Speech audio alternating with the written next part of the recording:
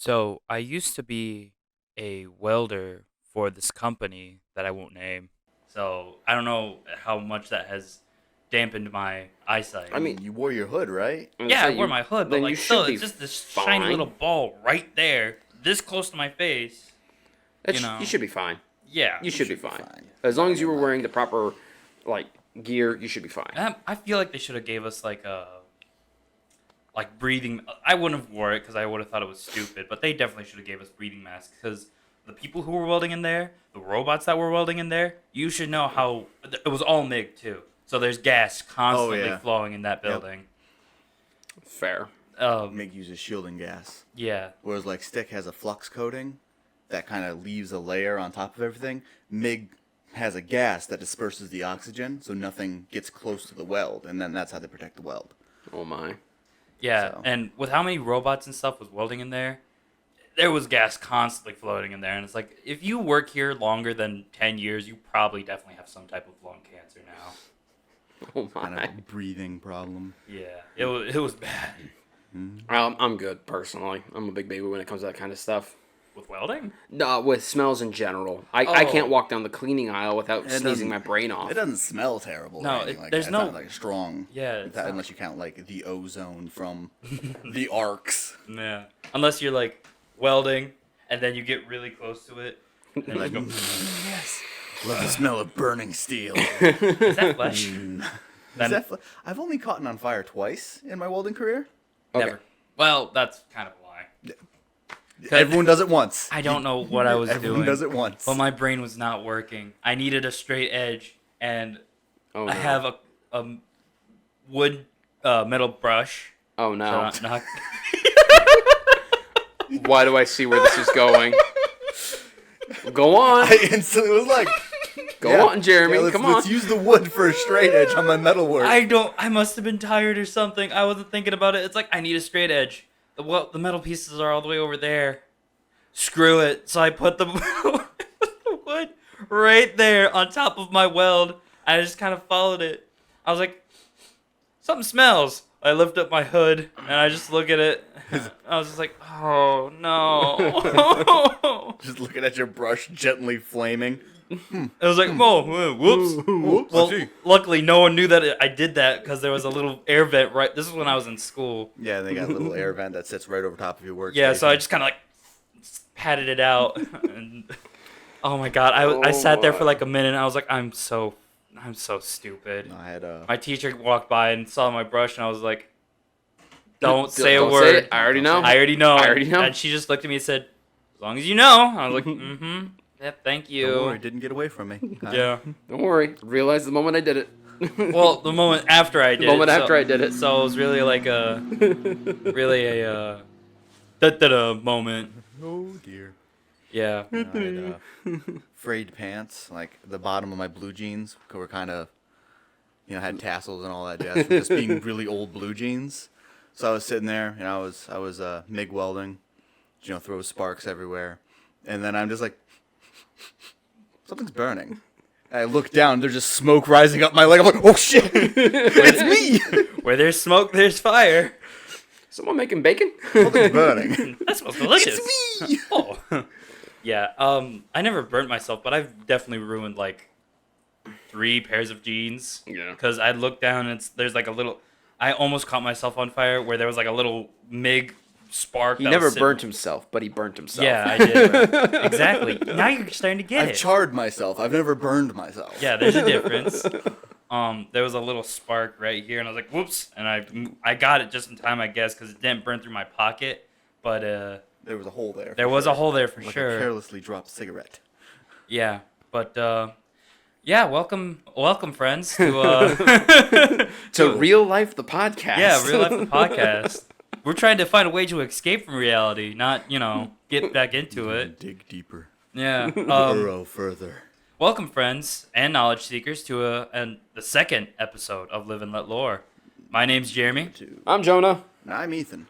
and today's episode we're gonna have a little bit more of a topic, I guess, because first episode was just kind of us having fun. An This introduction video. Yeah. A little freeform. A little bit of a freeform. This one will have a little bit more of a body, but we still plan on probably bouncing from topic to topic. What are we talking about today, good sir? Today we are talking about 40K and specifically the Horus Heresy and the Primarchs, The Loyalist. the Loyalist Primarchs. Next episode will be the Traitors, or what are they called? Another episode The later Traitor in the Primarchs. future. Traitor Yeah. Primarchs. Traitor Primarchs. Don't know about the next one, but maybe a later episode. Maybe a We'll later. see how this one goes. Yeah. We each did our own fair bit of research. I'm not gonna lie, I did only research on 2 of them by watching videos, reading up on the wiki, Did you reading miss? Lion. Oh, the line. That no loss.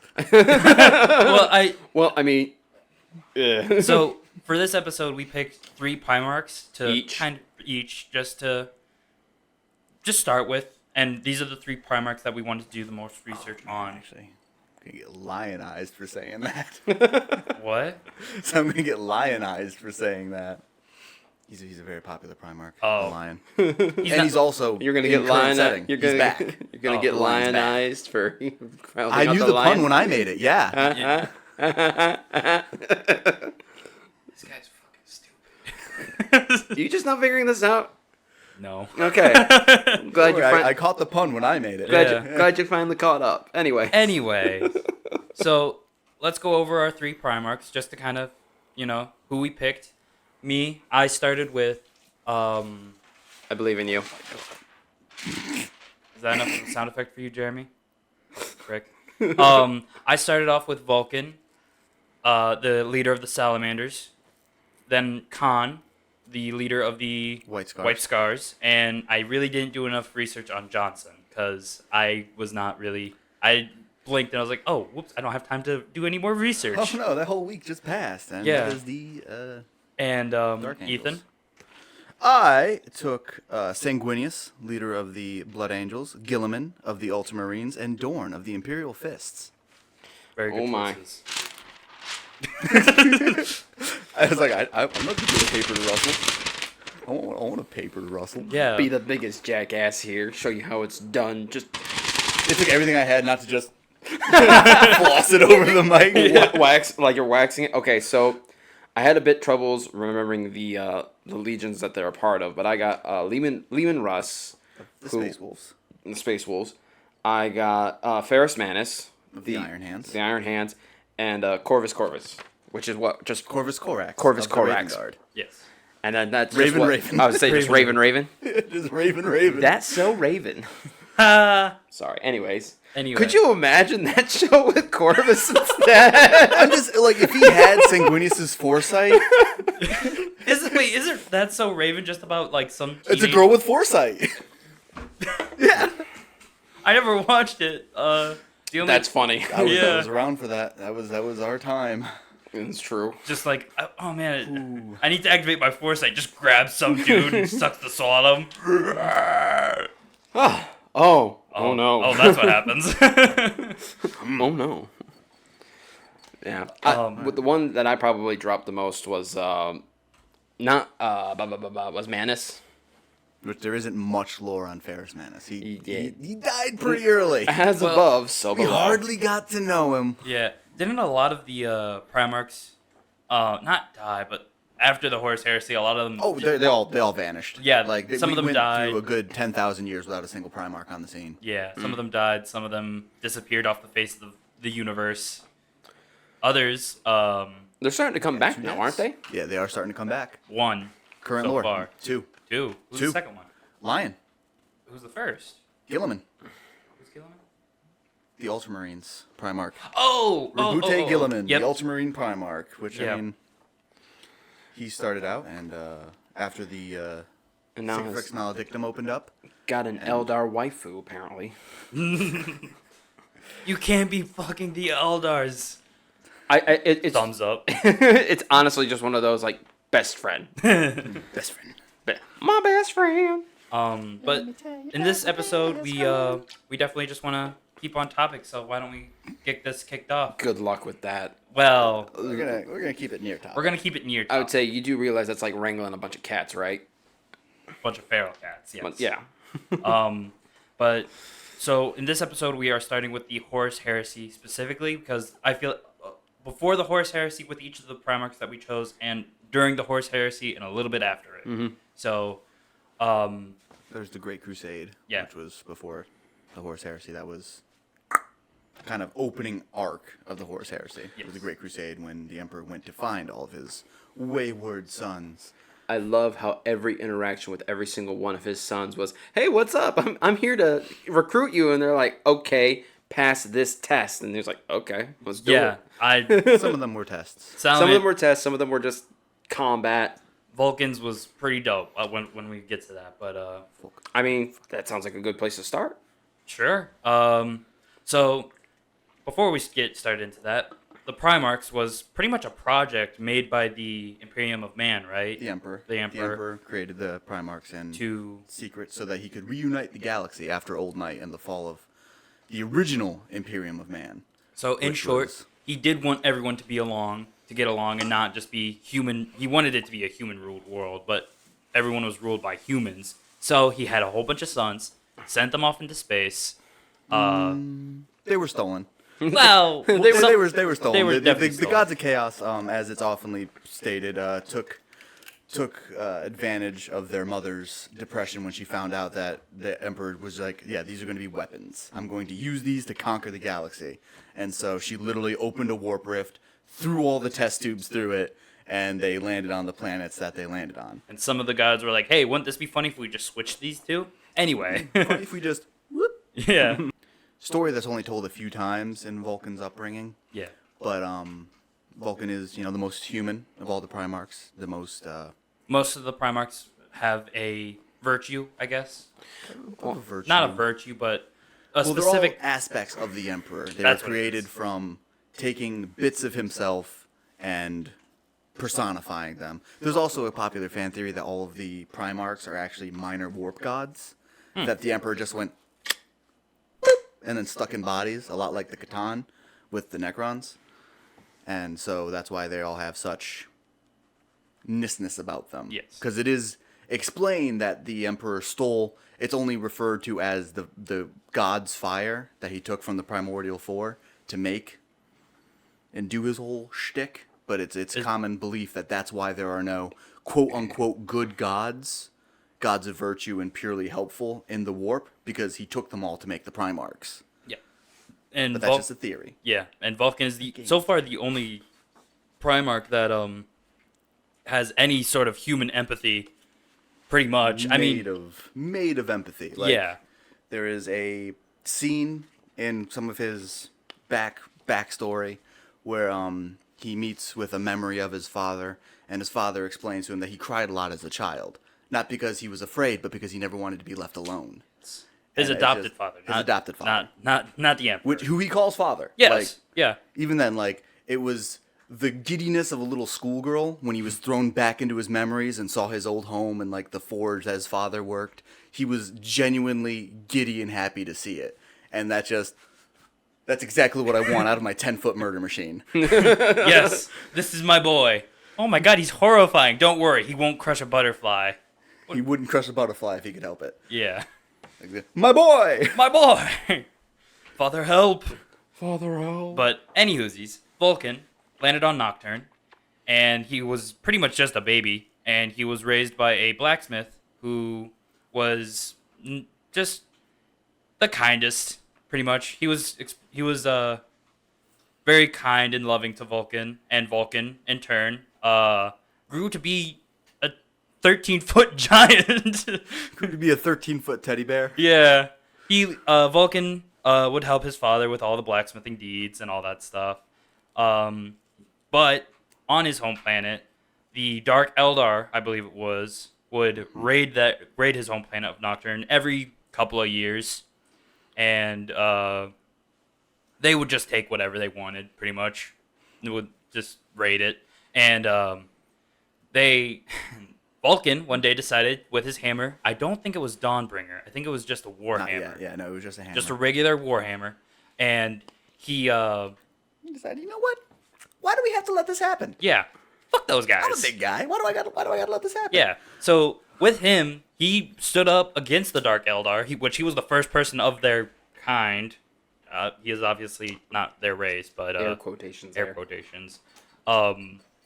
For those who don't know what Vulcan looks like, he'll be on screen right now. He is a tall, not black, but pretty much ash sort of looking skin color with It's coal. It's black. coal, pretty It's coal yeah, black. pretty much. He's and red piercing eyes. Those are the piercing guys. Those are the noteworthy factor. those are the eyes that I'd look at, and if I was on the battlefield with him, I'd be like, "Oh, thank God he's on our side." He's on my And side. if on the opposite side, oh, I'm going home. I'm going to die. I'm going to bed, and I'm never leaving. Ever. Yes, and pretty much, he was the first one to make a stand because each of them would have their own personal hiding spot where they would lock the doors, lock the windows, shut themselves out, and just let them do whatever they wanted. He was the first one to stand, and with that, he pretty much started the whole uprising of them and his race on the planet. And they pushed back the Eldar with their advanced weapons. The Dark. The Dark Eldar with their advanced weapons, and they only had like hammers and swords, maybe a plasma weapon, maybe, but they were blacksmiths, so they had plenty of weapons. So, not gonna get into huge details with this, but later on in life, eventually the Emperor, or a hooded figure, shows up. More air quotations. Shows I'm up. going to make yet another visual gag in this purely audio format. Yeah. Eventually, the Emperor shows up in hooded clothes. No one knows who he is. He's hiding himself, and He practically does that for all the Primarchs, doesn't he? Just shows Where's up. about? Just he- shows he up has in a cloak. theme of just showing up incognito, yeah, kind of witnessing the turn of events. yeah, and when how it's it the whole goes. thing. And this is why I love Vulcan. So, with him standing up to the Dark Eldar, there was an arena made to people just to fight, just to train, get better with the whole fighting thing. No one would die from this. No one, I mean, maybe people died. Who knows? But it was never on purpose. But it was never for killing, for amusement. It was amusement and training. So with this, the Emperor shows up, says, "I want to challenge Vulcan, specifically Vulcan." He was undefeated in the arena, I think, and Vulcan. Everyone laughed at the Emperor, without knowing it was him. They all were like, "You can't beat him. He's the strongest. He's just a little old man. Yeah, you're just he looked like a. You're just a little tiny baby boy. Yeah. What you gonna do? Baby boy. So, Vulcan and the Emperor, not fighting, but they go through tests. 8 tests, 8 days, I think. One was holding an anvil over your head for, I think they did that for half of a day. Oh, screw that. Yeah. Not a small little baby dinky I'd anvil. imagine. I think It's you'll a learn very big Vulcan is anvil. the king of endurance. Yeah. Which will come up later. Which will come up later. So 8 trials, 8 days or something like that. And the final day shows up. They've tied on everything. Neither of them have beaten each other yet. So they were given a job, pretty much. Not a job, but the final trial for a tiebreaker, which was to go into their homeland's woods or whatever, The wilderness. The of wilderness. Nocturne and catch a drake. catch a drake.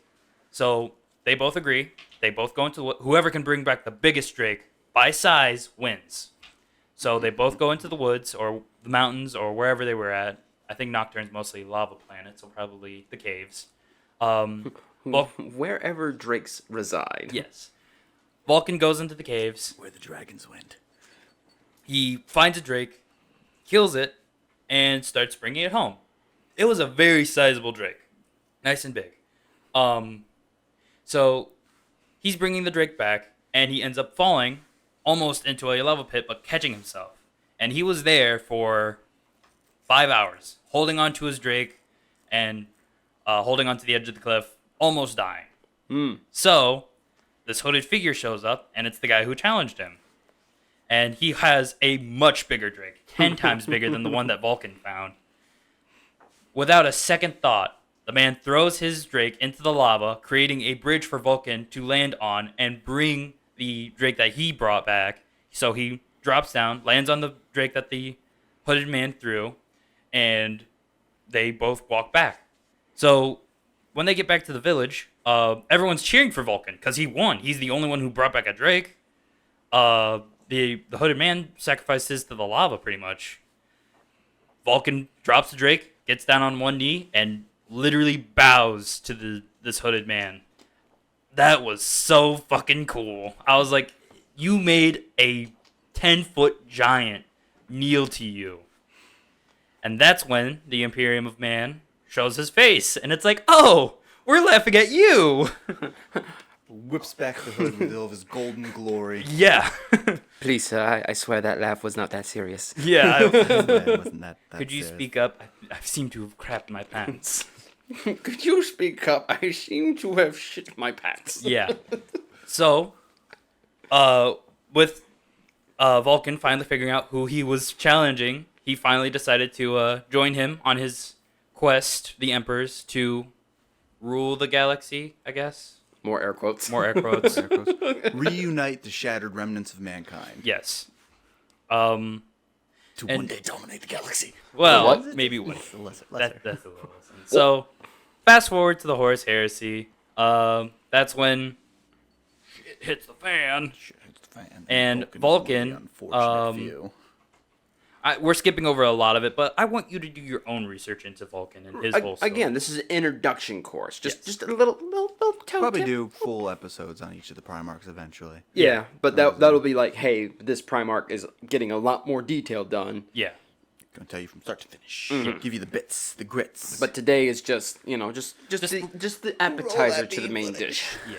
We're giving you little facts about each Primarch before and after the Horus Heresy. But during the Horus Heresy, he was fighting... I think I'm getting my lore mixed up here. Plague? No.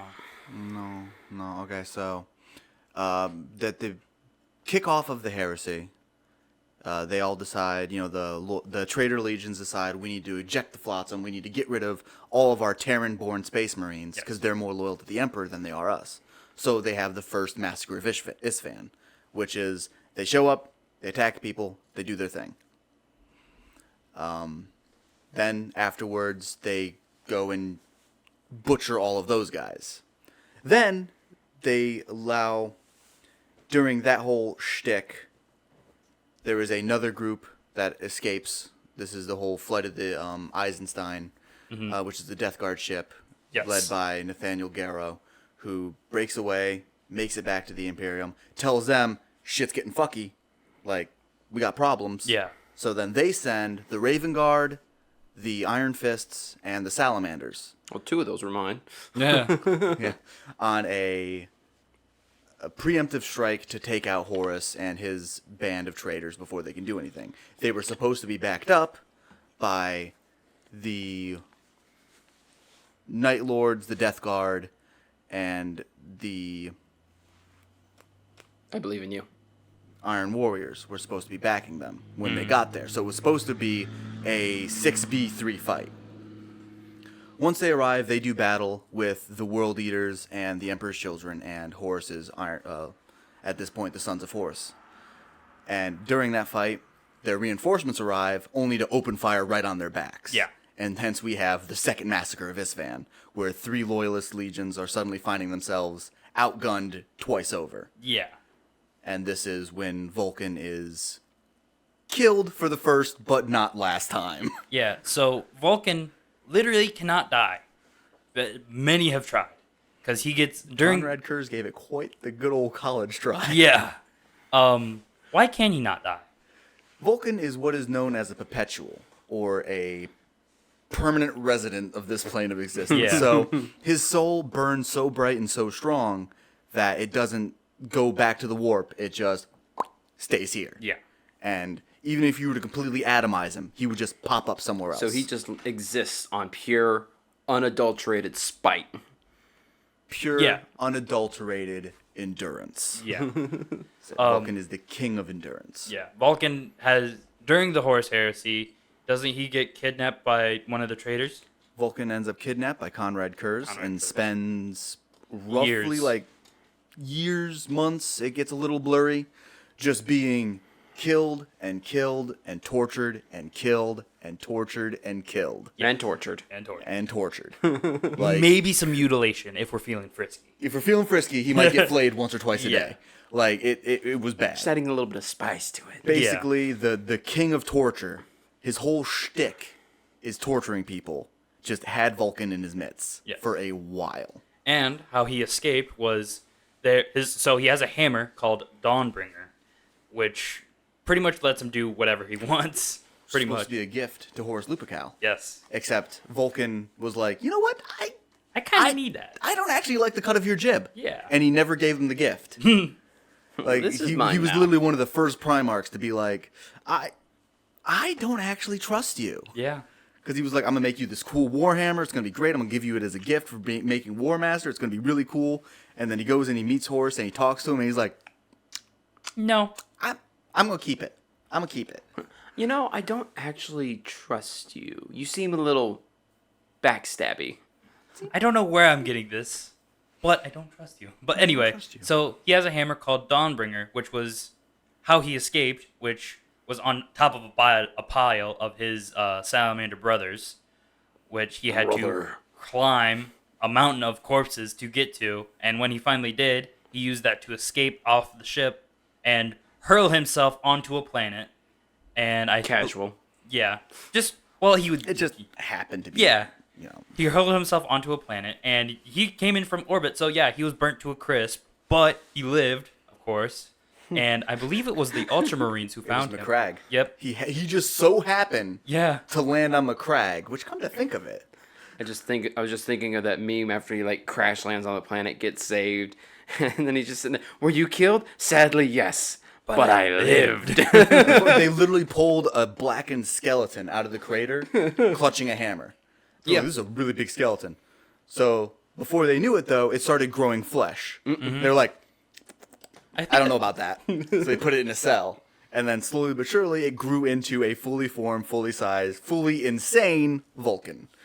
Yes. Because his mind may or may not have cracked by this point. Yeah. Yeah, that's fair. After being tortured for months or years, yeah, I'd imagine it cracked. I think it was years. Yeah, probably. I think I've heard this one before, and I think it was years with an S. With an S. But, so, over time, I believe he dies again, but he's done being insane.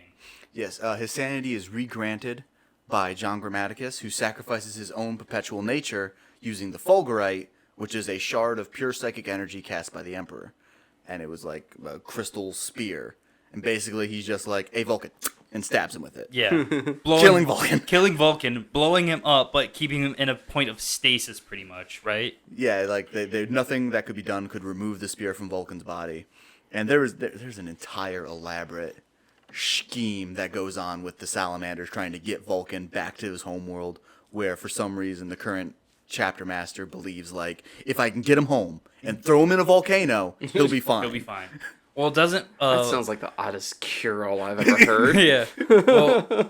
Well, Vulcan's son, I don't know his name, I think he sacrifices himself to bring Vulcan back. To bring Vulcan back. Literally, like, on, like, the 5th day of, like, the whole battle, after they've driven off the Iron Warriors and everything and saved their planet, he literally just, before one of their huge firestorms, walks out into the desert. Yep.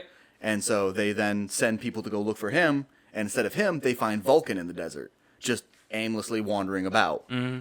And they're like, oh, I'll take it. Yeah. Cool. Good trade, good trade. Good trade. Vulcan lives. I can't remember it either. Well then, I feel like that's a good little for Vulcan. So Yep, Vulcan, stamped. Just a little. If you want to learn more about it, help yourself. But we are trying to intrigue you to read more about it. read more, listen to Yes. more. It's not the end of his story Enjoy. by far. Oh, He no. does a whole lot more. Yes. So Vulcan. In fact, Pretty he's one much, of the last yeah. Primarchs still wandering around for the Loyalists. So Vulcan, put a stamp in that one, and then we'll move on to the next. Put a pin in that one. So who's next? John or Ethan? Let's talk about Rogel Dorn, Rogel Dorn. the Praetorian of Terra, the Primarch of the 7th Legion Imperial Fists. So Rogel Dorn was cast and found on Inuit, which is a frozen ice ball circling a dying star. Its rotation has deteriorated to such that half of the planet is constantly in a perpetual night, while the other half is in a perpetual twilight. You're good. Okay. So, on this planet, he learns about surviving with scarcity, to be hardy, to be tougher than the elements, because really the only two things Inuit has going for it is ice and apex predators. That's their entire economy. Sounds like Ark. Dude, So- don't even get me started on that. He's Wow. adopted and raised by his grandfather, which is a bit odd because, like, I think you call him dad. No, it's just everyone's referred to as his grandfather, who teaches him the means of administration, combat. He's found and raised by the House of Dorn, which is a powerful family on the planet of Inuit.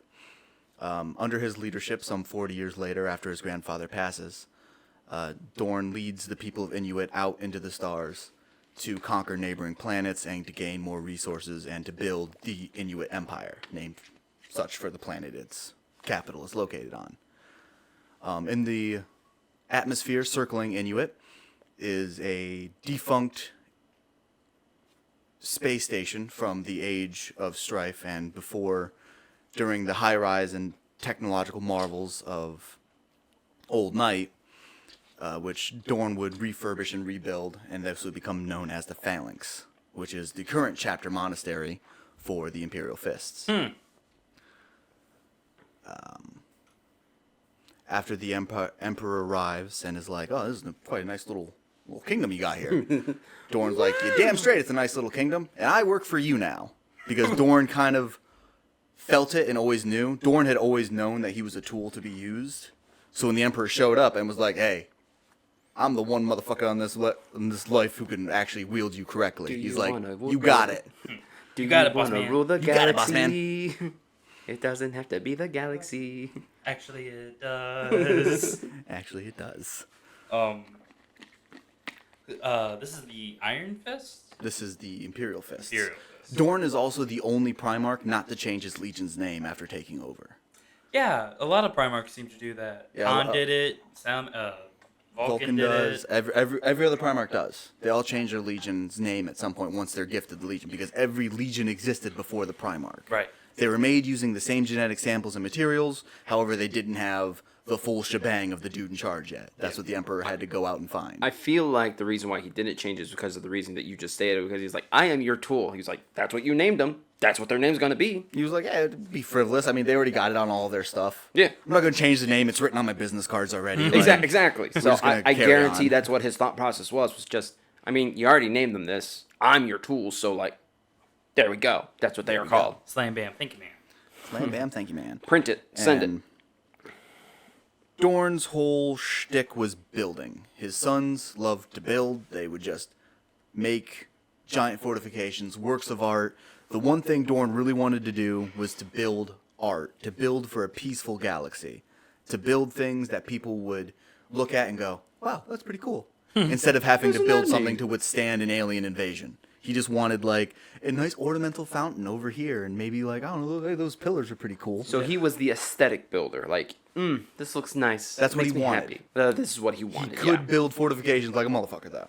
But he wanted. Which is why, when the Horus Heresy finally kicked off, and Dorn was, at this point, the Praetorian of Terra, the Emperor, when he was doing his secret Webway project, brought Dorn back, and he's like, hey, I need you to build me a palace.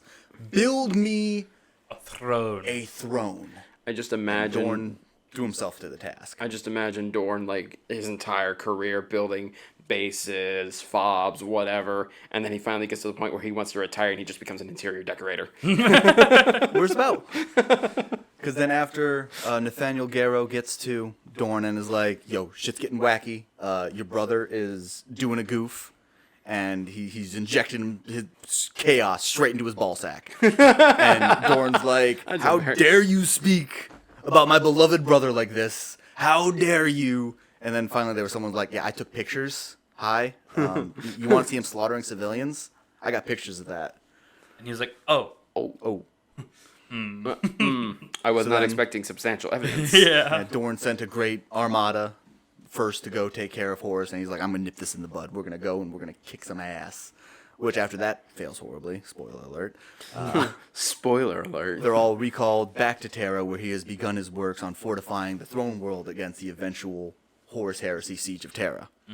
And he absolutely laments it. He despises having to do this because he had finally gotten to build a great work of art, a great palace, a great cathedral that he now has to tear down, rebuild, slathering rockcrete, build gun turrets, make emplacements, and build the full imperial fortress. It is no longer a cathedral. It is now a fob. It is now just the biggest castle Yeah. on the face of the galaxy. He literally, the Himalayan mountains, he flattens the entire Himalayan mountains into one big plateau. And that's where the Imperial Palace is actually built. But he ends up building the solar system into several consecutive rings of defense, starting with the outward-facing Pluto by the nearest Mandeville point. And basically get down to business about defending Terra from the eventual attack of the heretics. And that's what he's doing for most of the Horus Heresy. He really didn't fight, did he? He didn't get to fight too much. He was too busy directing all of the defenses, directing the counterattacks, directing everything, keeping his brothers in check. Because at this point, all he had to help him was Jagatai Khan and Sanguinius, who Oh. we will talk about Yeah. in a little bit. But not with next. what he had and what he did, he basically held off the rest of the Imperium for years. It's like a 6-year siege where Terra is just being attacked. Because basically Horus just runs back through the galaxy collecting every other world and attacks. He brings billions of people to attack Terra. And he's already begun recruiting and making new space marines, just taking gangers, not going through any of the training or apotheosis or any of that, just taking people in mass, injecting them with gene seed. If you lived, great, you're a space marine now. Oh. Like, Most of them probably died, though. oh, yeah. A lot of them probably died. A lot of them probably died. But the ones who lived were like, yes, I've only ever wanted to kill. And now I've been given the power to do such. I was just a weak, feeble man, but now I have the power to rip someone's spine out of their body.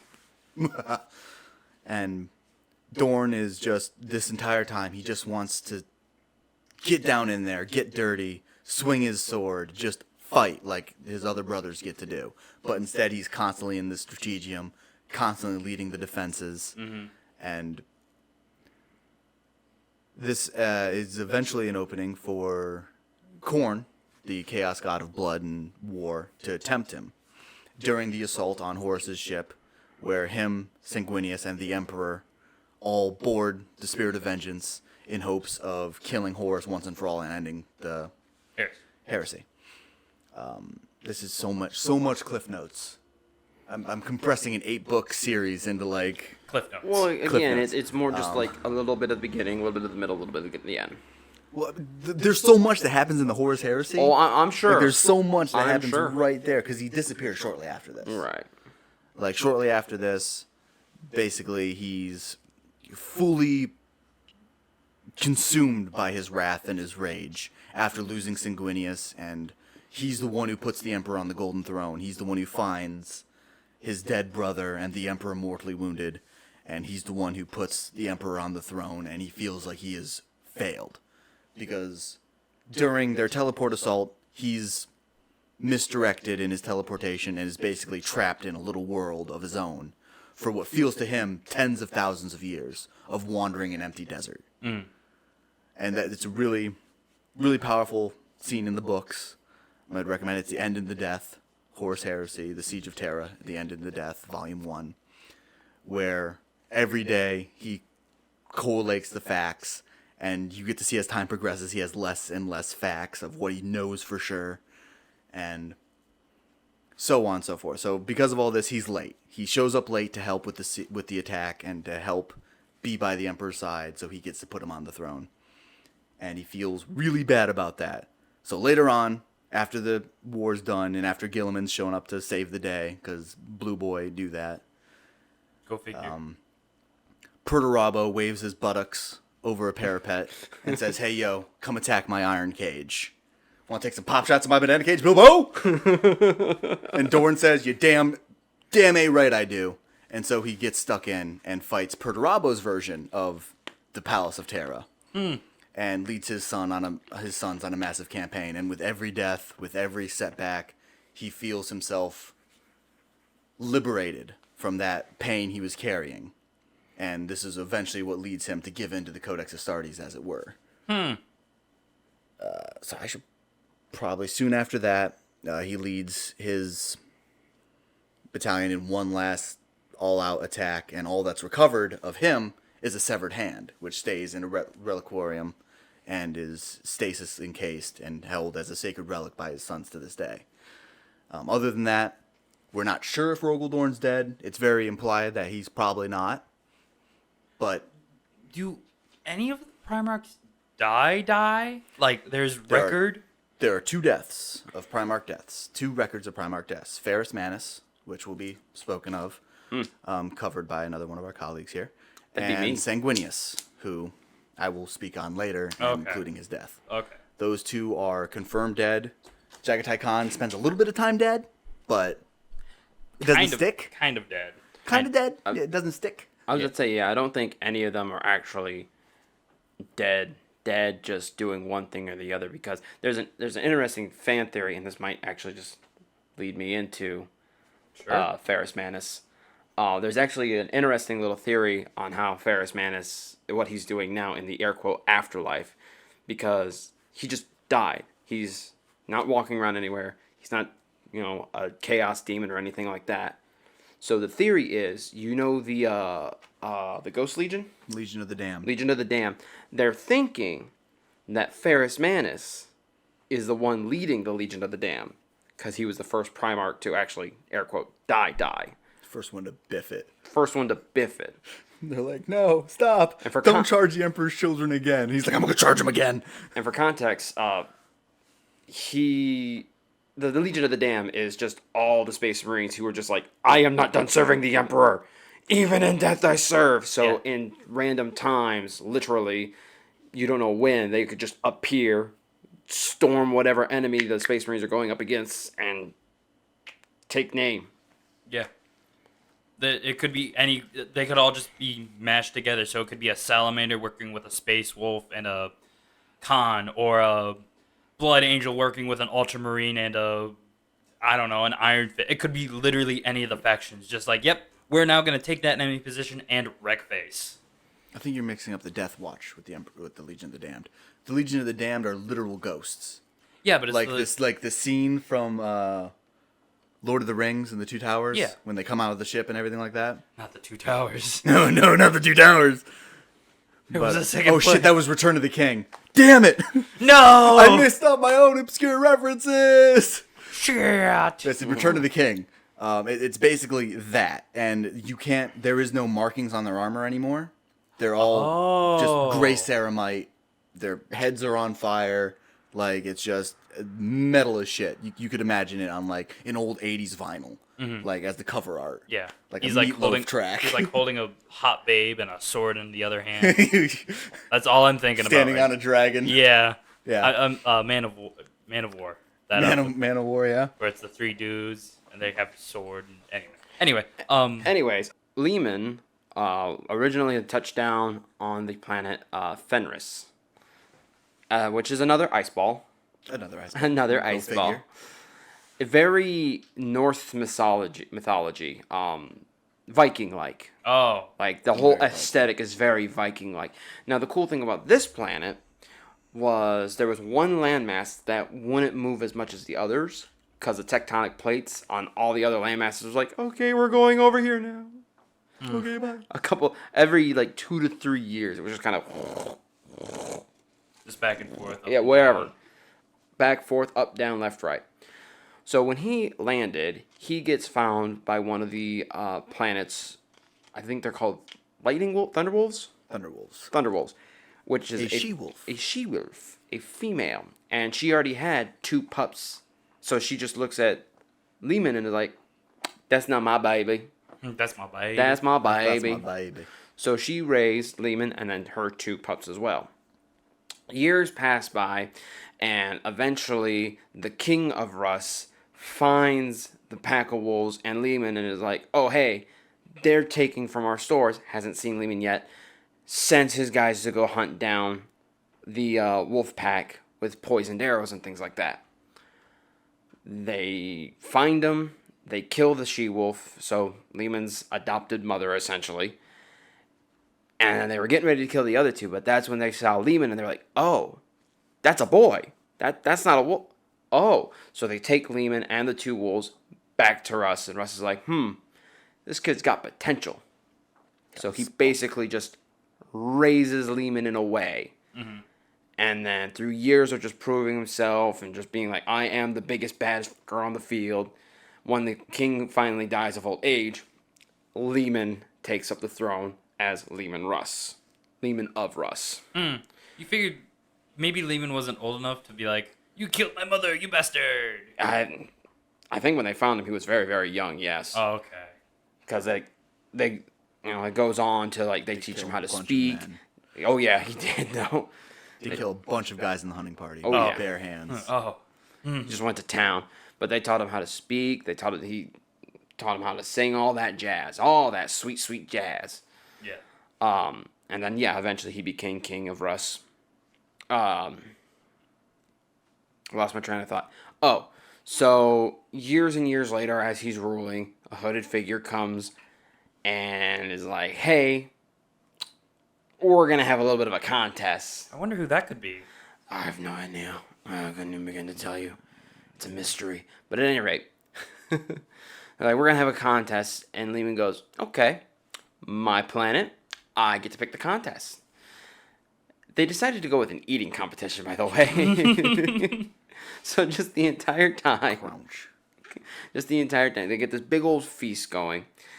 And literally the hooded figure is like, all right, I got this. Let's go to town.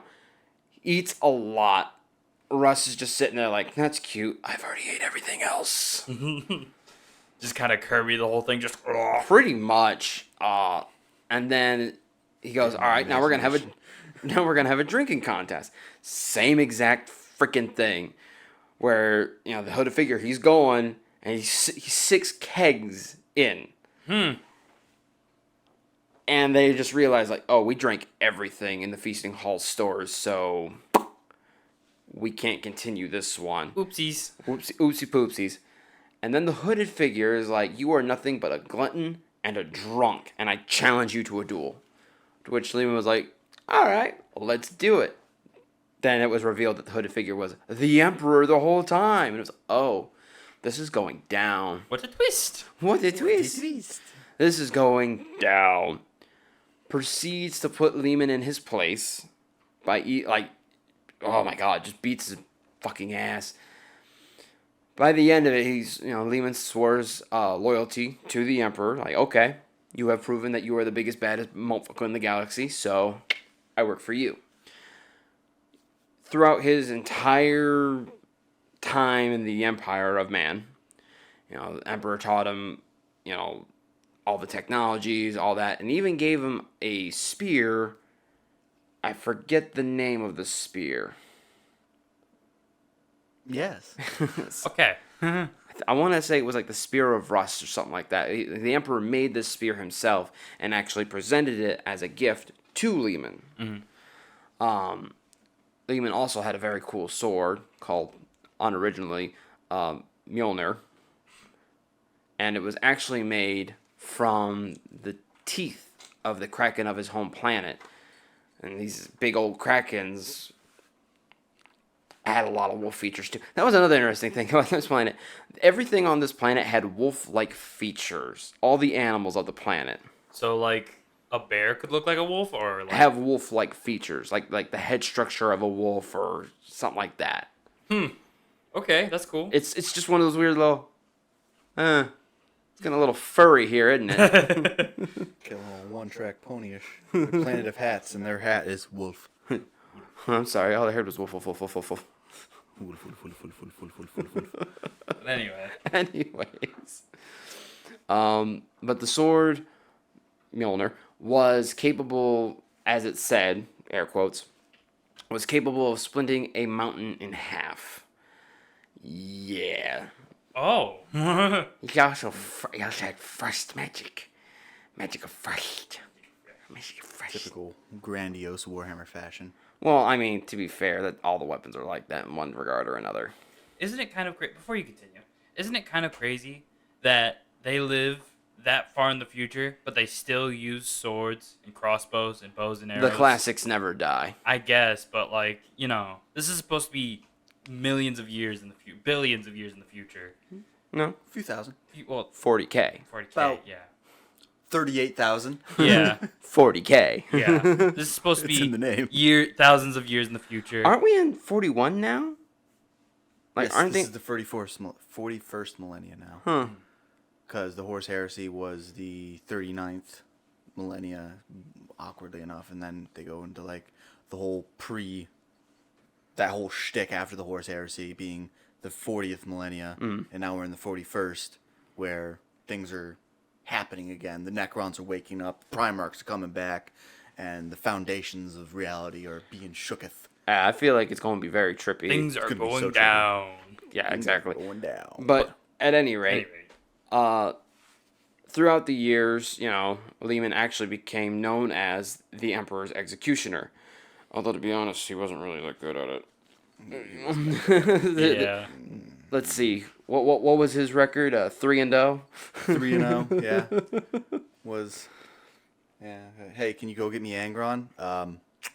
Well, I didn't beat him in a fight. I taught him a lesson though, which he didn't take to heart. I and didn't slapped learn. his wrist real good. Real No. good. I slapped that wrist. Not even. And they're like, okay, well, we're gonna strike that from the records because that was two Space Marine legions fighting. So we're gonna pretend that didn't happen. Right. Nothing to see All right? here. Nothing Nothing to see here. happened. We won't even put that one on the books. Hey, can you go get me Magnus? Burn his homeworld. He kind of got away though, and now he's a traitor. Sorry. Okay, great. That's Okay. 2-0. Hey, do you mind sticking around and kind of helping us defend against Horus? Nope, I'm gonna go fight Horus. All right, cool. Did you do it? Mortally wounded. Later. He literally, after fighting Horus, was like, okay, bye. Yeah. Peace out. He didn't. I will he didn't- return when I am needed. And it's like, that's now, fucker. Get back here.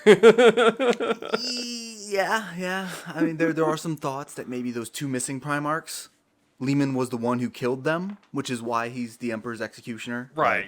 Like, it was a pre-established kind of thing he did, but those were also expunged from existence, so we don't even know if he did that.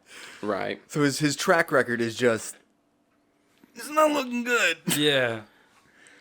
Like, and that's the thing. Is like, he's a very interesting character with a lot of potential, but it's just that track record that bothers me. And there's actually a tank named after him.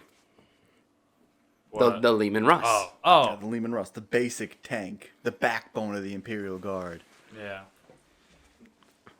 That was an interesting little bit. Yeah. It's like, oh, hey, that sounds familiar. Which, by the way, it's literally just a death can. Yeah, They are design. cheaply made. Well, I mean, I feel No. They are cheaply made. I feel like No. They are cheaply Like made. what? Do they have like fucking paper? May as well. The biggest problem with the Lehman Russ is a design.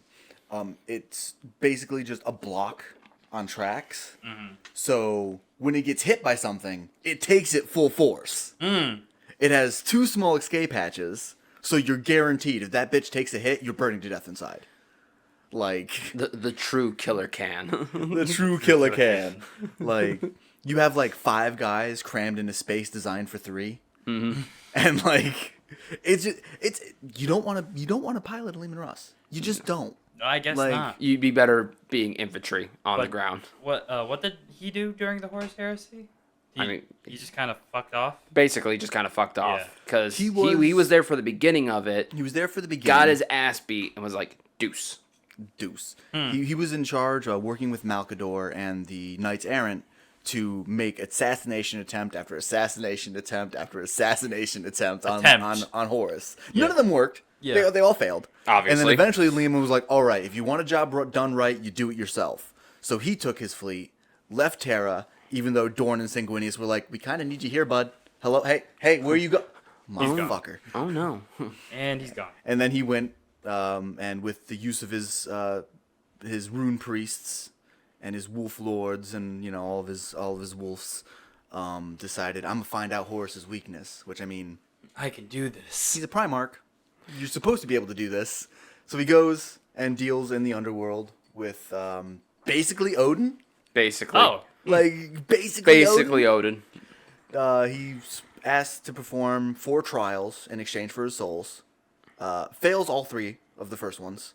And the 4th one is, okay, tell me what those first 3 were supposed to represent.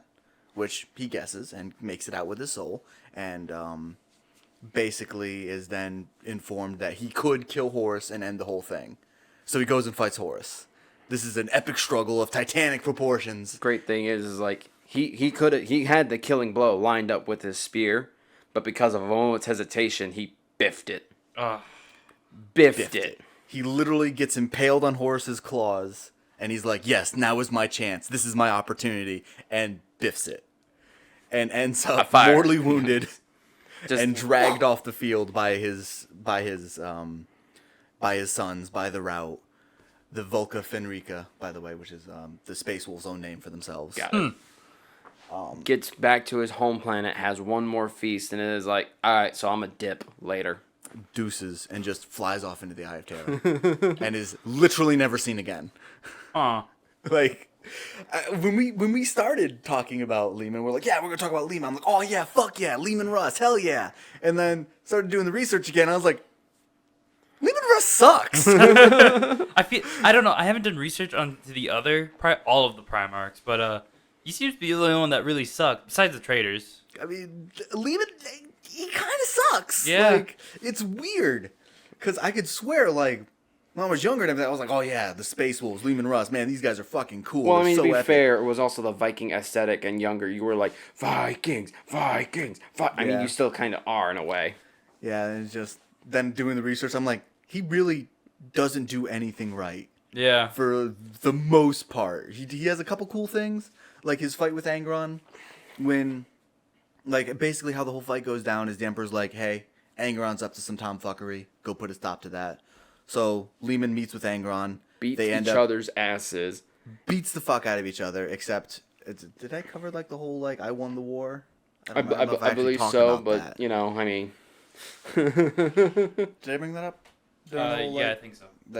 like Angron looks up and is like, "Oh no, I'm surrounded." Yeah. And then Lehman's just like, "Okay, bye," and Okay. leaves. You learned your lesson, little man. You learned your lesson. Don't do it again, Angron. I'm gonna do it again. You're gonna leave, and I'm literally going to make plans to do it again. Don't. So, I like, better not see you do it again. But I'm gonna Better leave. not see you do this again. And then Angron's like, "Hey, they already have the nails." Shit. Later. In fact, it was up to my own people to launch their own rebellion against me to stop the nails. Yeah. Which fails. Go figure. But yeah. So Lehman is just one whole cavalcade of fuck up. Yeah. So you know, I was thinking about it, and this is kind of on the spot with you two that I'm gonna keep in the podcast. I'm saying that we should definitely probably leave this up to 3 episodes. First 3 Primarchs we already did. Then we're Right. gonna do 2 more. Then we're gonna do 2 more of the loyalists. loyalists. And 3 and then 3. yeah, so So 6 more, but you know, Right. 2 episodes. yeah. Each covering 3 Primarchs. This first episode we covered the first 3, and then next episode we'll cover 3 more. Next episode we'll cover 3 more, and then we'll see what happens from there. But yeah, I say why don't we just kind of not end this podcast yet, but chit chat for a little bit about 40K and what got us into it. Well, honestly, what got me into it, I actually think that me and Ethan got into it about the same time, but Ethan went in a lot harder than I did. Because my first introduction into 40K was of Dawn of War Dark Crusade, a computer game, which was a lot of freaking fun. Yes, it's a RTS top-down battle sim sort of game. It was basically the miniatures board game in real time. Yeah, it was pretty dope. I love that game. Oh yeah, it was a lot of fun. But And we're actually getting into the miniatures ourselves, me and Ethan. yeah, you guys have painted miniatures? For the most part. For the most part, yeah. 90%. 90%. I just got to do the green detailing on my Necron warriors. I need to figure out what chapter I'm even painting. I have a whole army primed, but I'm like, every time I go to like add a color, I'm like, this is a pretty big decision. I need to not fuck this up. I feel like Ultramarines would be the easiest one. And, Yeah. I mean, like, I know the problem might not be your favorite or whatever. I mean, I honestly really like the Ultramarines. I know Do that they get a Ultramarines lot are- of shit for being a little Mary Sue-ish, but that's just because Eh. their whole shtick is I'm good at everything, Especially when they fight orcs, though. but I don't specialize at anything. Yeah. See, because orcs have the color belief system. Yeah, I guess that's one way of putting it. Yeah, It is the way of putting it, because red, faster. Yellow, more DACA. Purple. I haven't seen a purple orc. I've never seen a purple Have orc. you seen a purple orc? Nope, Have have you not. seen a purple orc? No, not much. I'm gonna paint my truck purple. Where did it Where'd it go? And blue is lucky. Blue is lucky, so that's why every time I'm pretty sure they plan it where it's like, oh, we're fighting orcs. Send in the Ultramarines, they'll handle it. I mean, Something yeah, else. they might. That was the first Space Marine game on the 360. Honestly, it was a lot of fun, and I'm so excited for the second one. Yeah. Because we're fighting Tyranids, and that's gonna be awesome. I'm pretty sure. No, there was another game where we fought Tyranids. Really? Which one? I think I don't. Oh no, he's right because you can play as the Juggernauts. Or not the Juggernauts. You play as a librarian. I Yeah, think. as a librarian in the campaign. I don't remember what it's called. No, I don't remember what it's called. I never played it. No, but neither have I. But it's still another game where you do fight Tyranids. First-person shooter. Yes, Tyranids. Oh, Space Hulk? I believe so. Space Yeah. Hulk, you're fighting Tyranids. Yes, I believe so. Yeah, I don't remember. Yeah, no, in Space Hulk, you're playing a Terminator kill team, Yeah. and you're being sent in to clear the Space Hulk and set it for detonation, because Space Hulks are problematic, but also a smorgasbord of possibly pre-Dark Era tech, and a lot of really cool shit that you could find on a Space Hulk. Listen, it looked like a really cool game, and one of those games that is still definitely on my list of I want to play that. I want to play that, but it's PC exclusive. Yeah. I don't got PC. So yours was the way that you got into 40K was the Dawn of War Dark Dawn of War Crusade. Dark Crusade. Mine was probably the orcs. Just hearing in some general? stories. Yeah, just Yeah. hearing some stories about them and just hearing how they worked. It's like, what is this? And I started doing some more research into it, and probably also the Dark Crusade is how I Yes, got into it. we have played that one together a few 'Cause we times. played it on a old ass computer. Boo boo boo boo boo. Yeah. We played that, and I started doing more research into the orcs, and I'm pretty sure, I could be wrong about this, but they have Christmas. I don't think it's called Christmas. No, I think it's just it's not. something like Christmas. Yes. They even wear red, too, with the Yeah. Christmas hats. I think it could be wrong, but I'm pretty sure that's But I true. could see it happening. I though, could too. see it happening, too. But, And it might not be every orc clan. It might just be like a few of them. I think the freebooters actually do that. maybe. Might be the freebooters. I think it's the freebooters. I could be wrong, but I think it's the freebooters. But I got into 40K because of the orcs and how just absolutely insane they are. I love the orcs. Craziness on every level.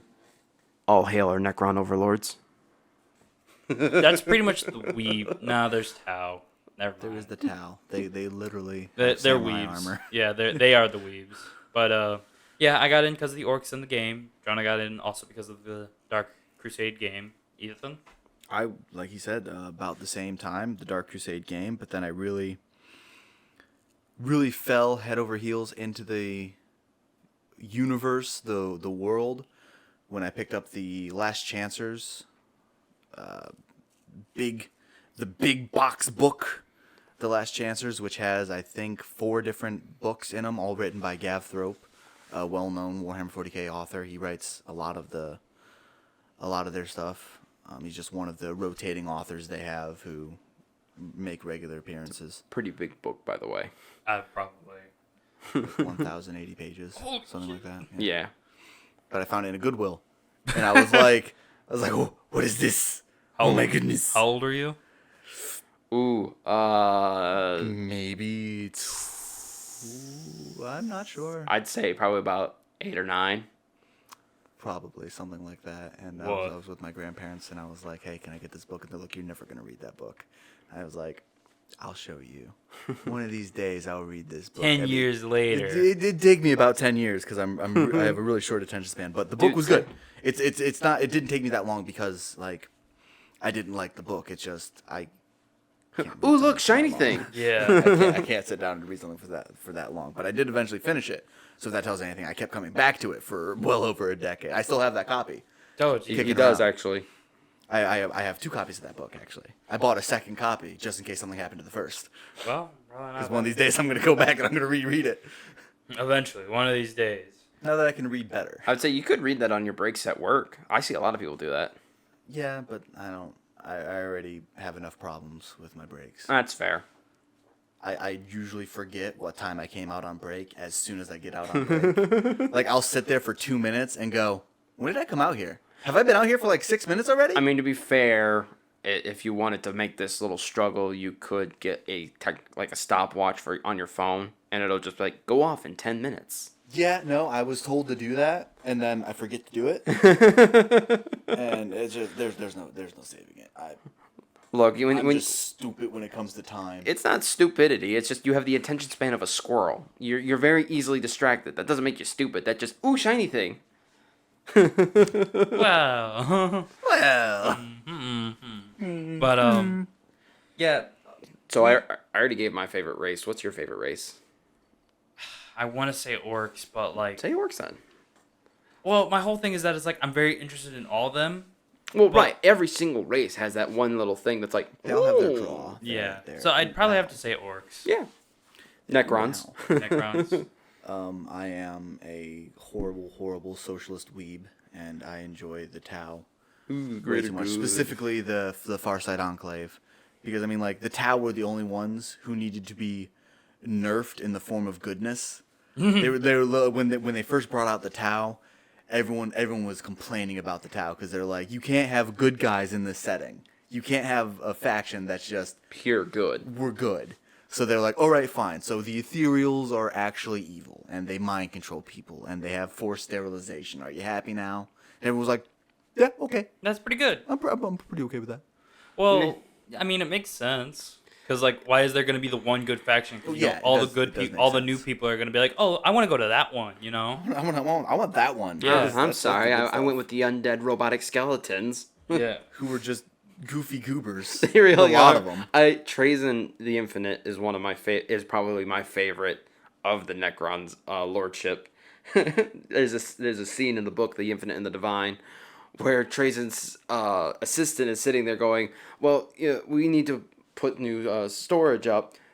We could always just use the wine cellar." He's like, "No, don't. You can't use the wine cellar. Where would I keep my wine, my lord? You don't drink wine. Of course not. It's far too expensive." Word for word. It's just The of wine course cellar stays. the wine cellar stays. Of course not. It's far too expensive.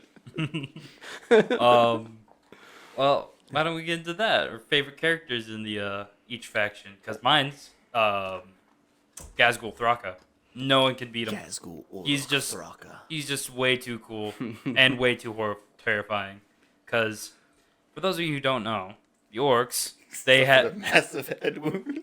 well, yeah, Dude's got brain damage for an orc. yeah, and that's saying something. So if it tells you anything, orcs are these 10 8-foot giants. Can be 10 8-foot giants. They don't stop They're growing. living mushrooms. They Yeah. do not stop growing. They're just and they don't stop growing. And they they're don't stop sentient mushrooms. Yeah. growing. Yeah. They literally grow from spores from the ground, just popping up like daisies. Yeah. The only way to stop an orc from growing is when it dies, which happens a lot. Whether that be in the battlefield, halftime show entertainment while they're in the warp, eating each other probably.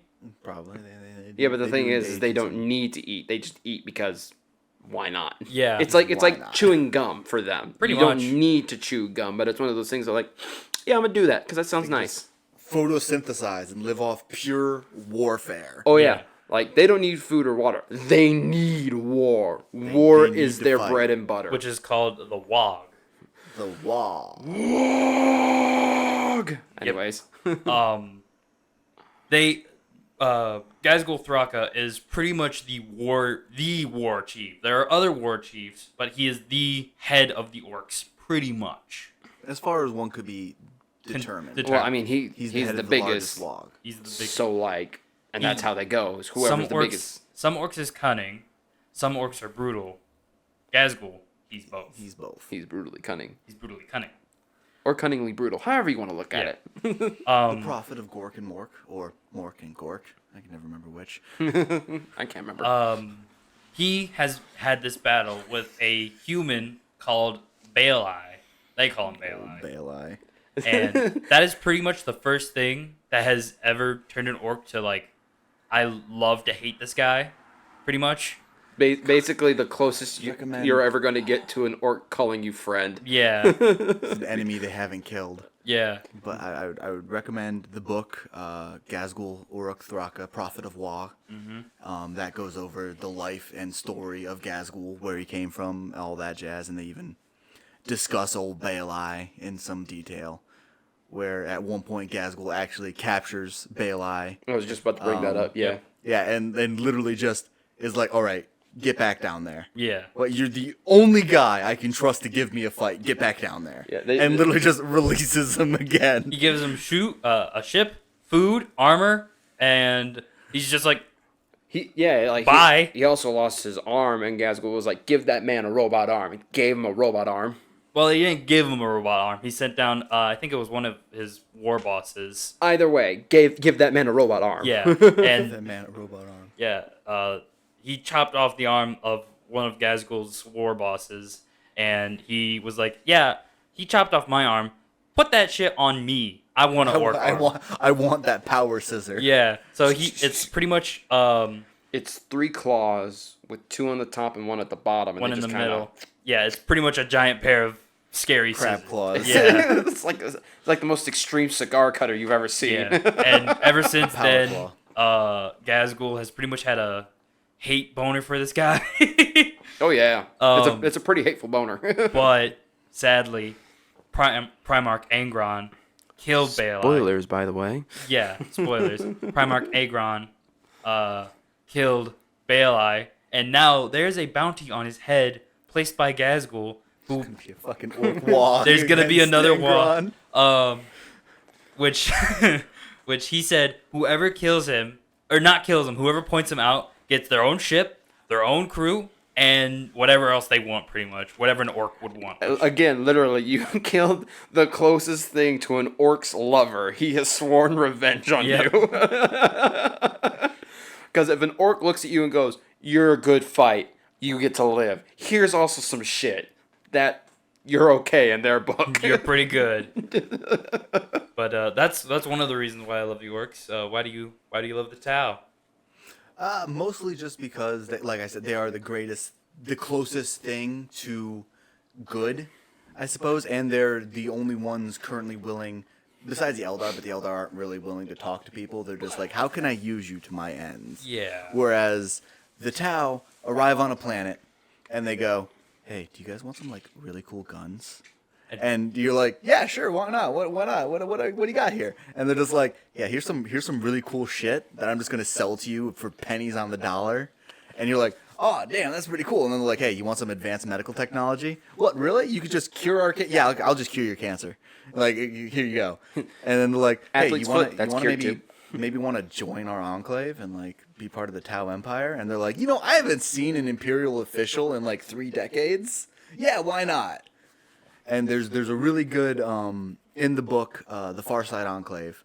There's a really good scene on the Tau subjugating an Imperial world. And at first they go there, and without a single shot fired, they take over the world. They just offer them cool stuff time and time again, and the Imperials just like, I really like these guys. They're pretty cool. And plus- then Go ahead.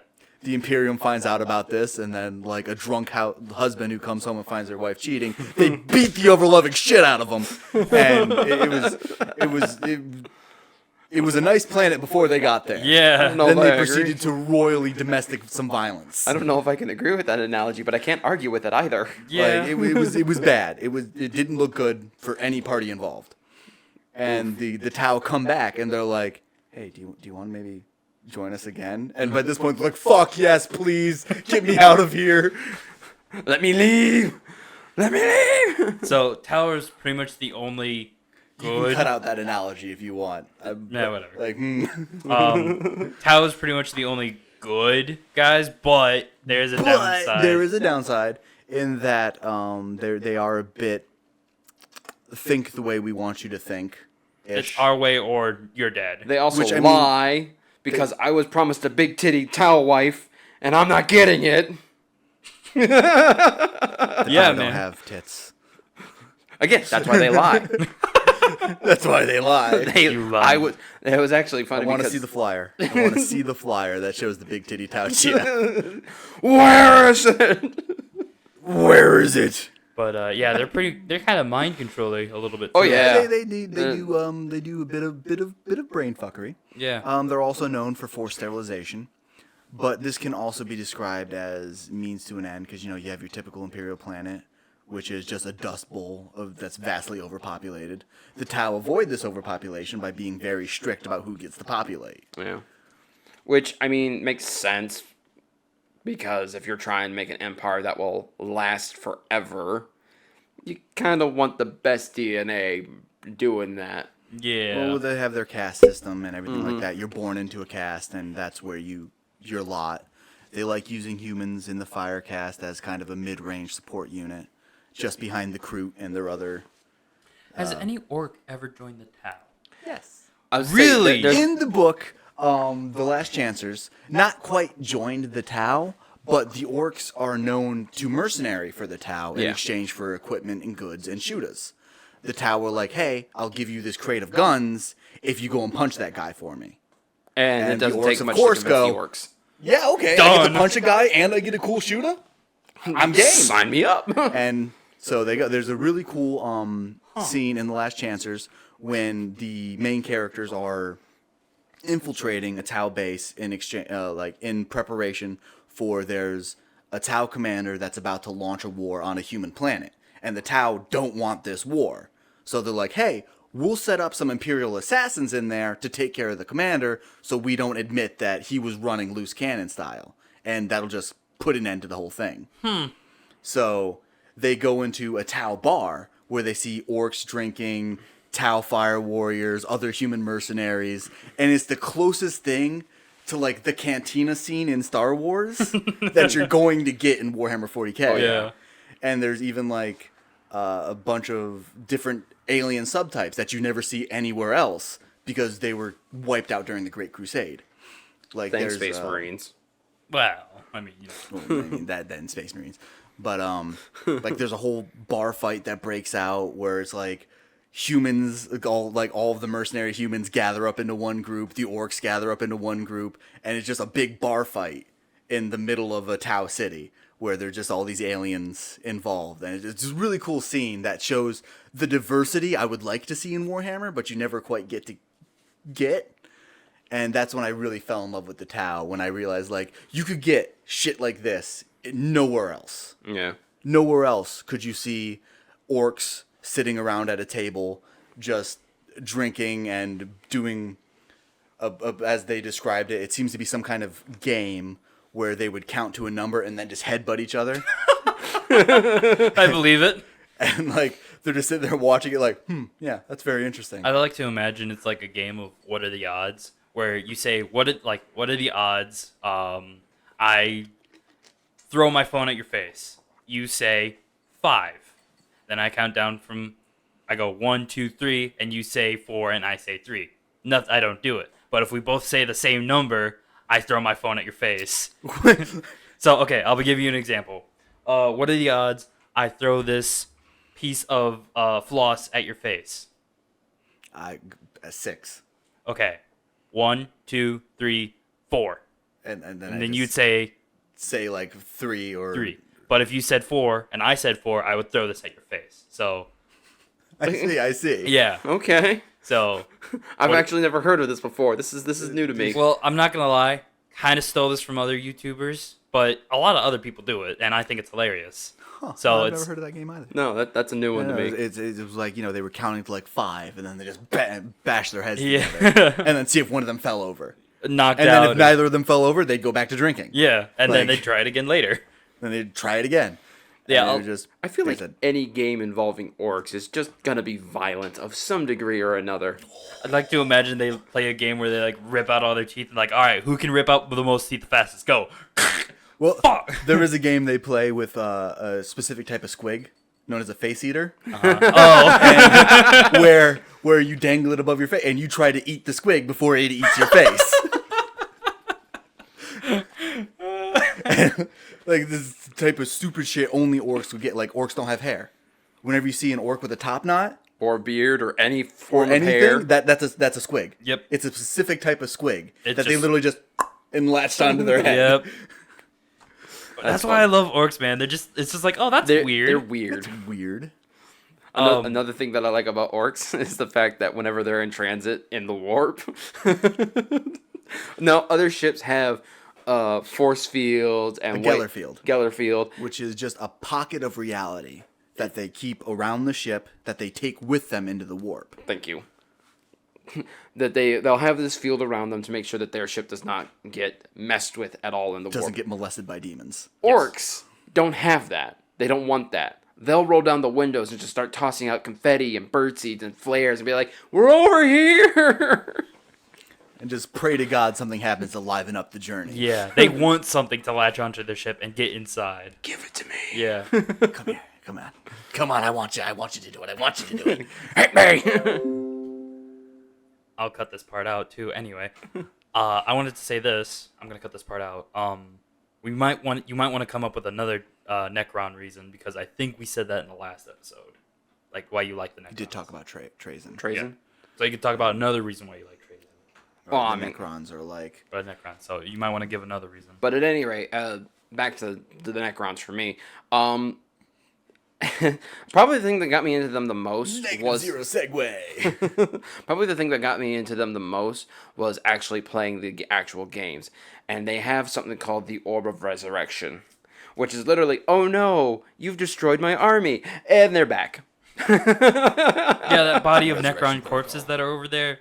Yeah, I've slowly actually been building that army. So I've done that once or twice because the bodies will remain on the battlefield for an extended period of time in the game. So I would just have an army there, just poking the bear, like I'm gonna get you.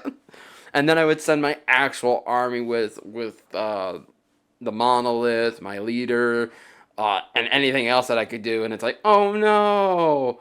My army's in trouble. They're back. And they're back. you want to know the crappy part about that? The AI does that too. Yeah, he does, but like it's a good strategy. It's a great strategy. No other can do that. But like, So mad about that? I was playing the game not that long ago, and I was like, he keeps on sending his army. I wonder why he. Oh no, he's doing the thing that Jonah does. And sure enough, a huge army comes rolling in, and I was like, uh oh. Then they started getting up, and I was like, uh oh.